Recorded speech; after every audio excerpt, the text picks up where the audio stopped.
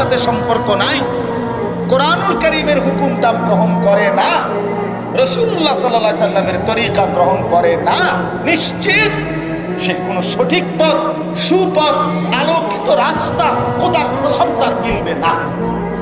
কথা বুঝছেন না? এটা হলো ওনার ফায়সালা। আপনি মুখে বলবেন, আপনি কলজাটা সিরিয়াস আন, এটার ভিতরে এটাই, হ্যাঁ এটাই।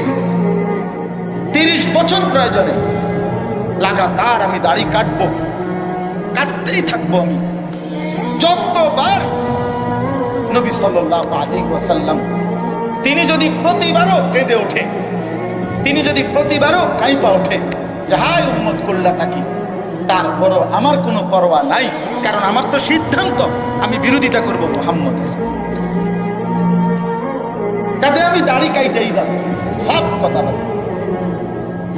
কোন মোল্লা কি বলছে, কোন মৌলবি কি বলছে, এগুলো আমার দেখার সময়। এই যে মানসিকতা, ভাইয়া বাবা, এ কেমন জিন্দেগি, এ কেমন জিন্দেগি, এ কেমন জীবন বলে? দিনের পর দিন, বছরের পর বছর সামান্য পেশাব করে টয়লেট বাথরুমের ঠিক মতো পবিত্রতা, টয়লেট পেপারটুকুও ঠিক মতো ব্যবহার করে না, পানি ব্যবহার করে না। অথচ নবী সাল্লাল্লাহু আলাইহি ওয়াসাল্লাম স্পষ্ট বলছেন, লা তুকবালু সালাতুন বিগাইরি তুহুর, পবিত্রতা অর্জন ব্যতীত কোনো নামাজ কবুল হয় না। নবীজি বলছেন, ইন্নাল্লাহা তাইয়্যিব লা ইয়াকবালু ইল্লা তাইয়্যিবান, নিশ্চয়ই আল্লাহ পবিত্র, পবিত্রতা ছাড়া তিনি কিছুই গ্রহণ করেন না। নবী সাল্লাল্লাহু আলাইহি ওয়াসাল্লাম বলছেন, আত-তুহুরু শাতরুল ঈমান, পবিত্রতা ঈমানের অংশ কিংবা অর্ধাংশ। নবীজি বলছেন, মিফতাহুস সালাতে আত-তুহুর, পবিত্রতা নামাজের চাবি। নবী সাল্লাল্লাহু আলাইহি ওয়াসাল্লাম এত ভাবে বলছেন, কোরআনুল কারীমের মধ্যে আছে, কোরআনে আল্লাহ বলছেন, বান্দা তুমি যদি পেশাব করে, পায়খানা করে অথবা বীর্যপাত হওয়ার কারণে গোসল ফরজ হয়, যদি তোমার পানি না মিলে, কোনোভাবে পানির ব্যবস্থা হচ্ছে না, প্রয়োজনে মাটি দিয়ে তায়াম্মুম করো, ফাতায়াম্মামু সাঈদান তাইয়্যিবা, মাটি দিয়ে তায়াম্মুম করো। যদি বলি আল্লাহ মাটি দিয়ে সামান্য একটু মুখ মুছলে মাটি আর হাত মুছলেই সারব পবিত্রতা, একেবারে এত তাড়াহুড়ার কি আছে, পানি মিলুক পরে চিন্তা করুন।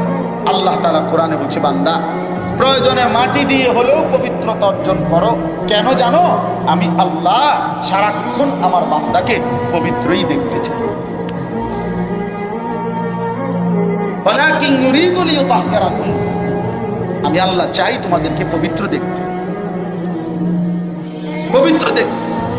আল্লাহ যেন বলে, বিশ্বাস করো বান্দা, তোমার শরীর নাপাক থাকুক, আমি এটা মোটেই পছন্দ করি, আমার একদম ভাল লাগে না, এটা একদম ভাল লাগে।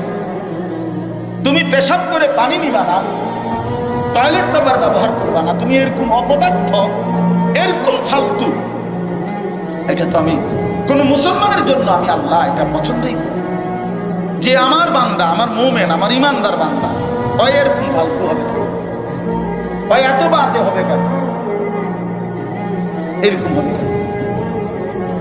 আজ আমাদের সন্তানদের নিজেরা ফ্যাশন, মানে কি, সারাক্ষণ চুল এটারে মাথার মধ্যে এটারে কোন রকম একটা কাটিং বানায়, এটারে শুধু ঘুরা, মানে এর চাইতে বড় ছাগলামি আমি অনেক চিন্তা করে দেখছি, মানে এর চাইতে বড় প্রতিবন্ধিতা আর কিছু হইতে পারে না, যে নিজেই বড় রাইখা নিজেই এটারে বিকট বিদ খুঁটে আফ্রিকান জঙ্গলের মতো কোন প্রাণীর মতো চুল বানায়, আবার নিজেই এটারে একবার এদিকে ফিরায় একবার। আমার কাছে মনে হয় এই প্রতিবন্ধী, তার মানসিক সমস্যা আছে, সে সুস্থ না, স্বাভাবিক। আপনি পরীক্ষা করে দেখেন। তাহলে তুমি বাড়াইয়া দিলে আবার তুমি এটা ফিরাও কেন, আর ফিরাইলে এটা বাড়াইলা কেন? কথা বোঝেন নাই আমার? এটা যে তো তোমার অসুবিধাই করতে আছে, তো এটার আগে কেটে দাও। আর যদি বলে না অসুবিধা করে না আমার, তো এটারে ফিরাও কেন প্রত্যেকবারে? এটা ব্যারামটা কি তখন? একজন ভাই যুবক উত্তর দাও ভাই, দেও এখন বলো যে কি কারণ, বা এটার ফ্যাশন বলে যে হাতের এমনি লারণ, চুল লারণ। এটা পৃথিবীর, আমরা হুজুরদের বই বাদ দেন, স্কুলের, কলেজের, ইউনিভার্সিটির, পৃথিবীর কোনো গবেষকের কারো কোনো বইতে কথা আছে যে গবেষণায় প্রমাণিত হয়েছে একটি যুবকের সৌন্দর্য ফুটে ওঠে যখন সে চুল বারবার পিছনের দিকে বাড়ি মারে? এরকম কোনো তথ্য আছে কিনা কোথাও? থাকলে আমার জানার দরকার। বলেন না, কিরে বাপ বলেন? পাগলামিরও তো একটা সীমা আছে। বোকা বুঝি এত বোকা হয়, নির্বোধ বুঝি এত নির্বোধ। আল্লাহ নবী সাল্লাল্লাহু আলাইহি ওয়াসাল্লাম স্পষ্ট বলছে, আল মুমিনু গিররুন কারীম, মুমিন সাদাসিধা হয়, মুমিন ভদ্র হয়। আরেকটা আজীব সুন্দর কথা বলছে নবীজি, লা ইয়াখদাউ ওয়া লা ইউখদাউ, মুমিন ধোঁকা দেয় না কাউকে। আবার বলছে নবী, ওয়া লা ইউখদাউ, মুমিন কারো দ্বারা ধোঁকাও খায়। বুঝেন নাই? ইমানদার কাউকে কি দেয় না? ধোঁকাও দেয় না। আবার ইমানদার কারো দ্বারা কি খায় না? মুমিন এত বেকুব হইতে না, ইমানদার এত বেকুব হইতে না। আমারে চালাইতেছে আরেকজনে, কিল্লেগা? আমার আত্মমর্যাদা কোথায়? আমার আত্মসম্মান কই? আমার গায়রত কোথায়? আমার আত্মপরিচয় কোথায়? আমি একবার ক্রিকেট খেলোয়াড়ের মতো, একবার ফুটবল খেলোয়াড়ের মতো, একবার সিনেমার নর্তকীর মতো, একবার নাটকের অভিনেতার মতো, একবার ইউরোপের কোন খেলোয়াড়, কাফের, মুশরিক, বেঈমান, তাদের মতো আমি আমাকে বারবার সাজানো, ঘুরাই ফিরাই, এক একবার এক এক রং, এক এক ঢং ধরি। এই ছলনাময়ী এক এক সময় এক এক রং ধরে, এ তো মুমিনের সিফাত হইতে পারে না, এটা তো ইমানদারের পরিচয় হইতে পারে না দোস্ত। এই জন্য বাবারা, আপনাদেরকে প্রত্যেকেই আগে এই কথা বুঝেন।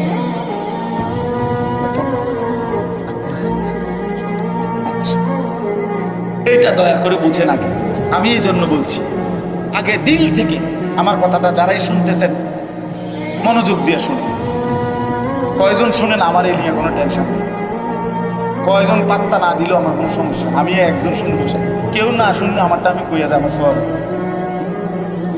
এই যে কোনো সমস্যা। এই জন্য চিন্তাও করি, জনপ্রিয়তার ধোঁকা, আসমানওয়ালা গ্রহণ করা, সেটা হলো সফলতা। কথা বুঝেন নাই? জনপ্রিয় ঠিক আছে সব, কিন্তু মালিক নিল না, আল্লাহ তাআলা গ্রহণ করলেন না, তো কি ফায়দা?